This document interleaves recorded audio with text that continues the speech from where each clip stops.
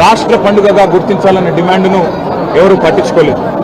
కానీ పెద్దలు కేసీఆర్ గారి నాయకత్వంలో ఆ రోజు మా తలసాని శ్రీనివాస్ యాదవ్ గారు, అదేవిధంగా మా హైదరాబాద్ నగరానికి సంబంధించిన శాసనసభ్యులు, అదేవిధంగా నాయకులు అందరూ కూడా వచ్చి ఇది తప్పకుండా మనం చేయాల్సిన పని అంటే కేసీఆర్ గారు చెప్పిన మాట ఒకటే, మనం తెలంగాణ సాధించిందే ఆ తల్లి ఆశీస్సులతో.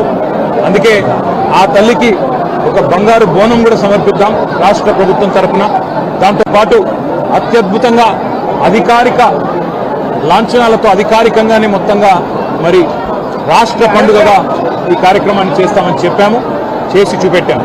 ఇవాళ చాలామంది చాలా చెప్తుండొచ్చు, కానీ కేసీఆర్ గారు భారతదేశంలో మొట్టమొదటి ముఖ్యమంత్రి.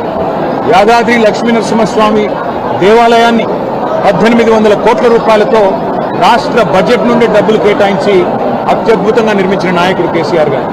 అట్లాగే హైదరాబాద్లోని ప్రతి గుడికి మా శ్రీనివాస్ యాదవ్ గారి నేతృత్వంలో ఆ రోజు రాష్ట్ర ప్రభుత్వం నుండి 25 కోట్ల రూపాయలు విడుదల చేసి ప్రతి గుడిలో ఉండే ప్రతి ఉత్సవ కమిటీకి, ప్రతి ఆలయ కమిటీకి డబ్బులిచ్చి వారు ఎవరి దగ్గర చందా వసూలు చేసే అవసరం లేకుండా అద్భుతంగా ఆలయాల నిర్వహణ కానీ, పండుగల నిర్వహణ కానీ భక్తి ప్రపత్తులతో పూర్తి స్థాయి మరి ఒక దైవ సంకల్పంతో జరగాలన్న ప్రయత్నం చేసింది కేసీఆర్ గారు.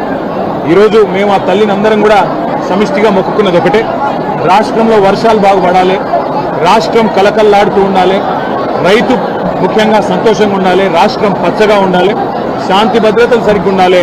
ఆ తల్లి ఆశీస్సులు తన పిల్లలందరికీ కూడా ఉండాలని మనస్ఫూర్తిగా కోరుకుంటూ మీ అందరికి కూడా ధన్యవాదాలు. మీ అందరికి కూడా తల్లి ఆశీస్సులు ఉండాలని కోరుకుంటున్నాను.